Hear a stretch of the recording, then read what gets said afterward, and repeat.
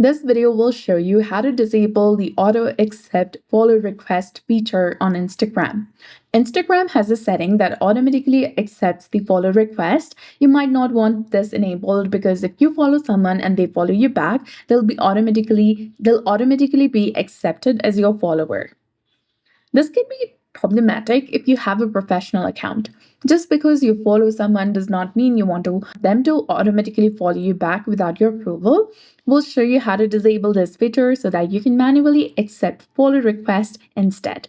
To do this, you need to go to your Instagram profile by tapping on your profile picture icon from the bottom right corner of your screen. It might be a user icon or your profile picture. Then tap on the three lines in the top right corner to go to your settings and activity menu. Now here, scroll down and go to the section of how others can interact with you.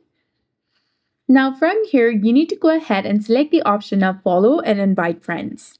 And on the top, you'll see the option of automatically confirm anyone that you follow. The full description says that automatically confirm follow requests from people who want to follow you back. Disable this setting, and now follow requests won't be automatically accepted, and you can manually approve them if you choose. But remember that for this, you need to have a private account. If your account is not private, they'll be able to follow you instantly.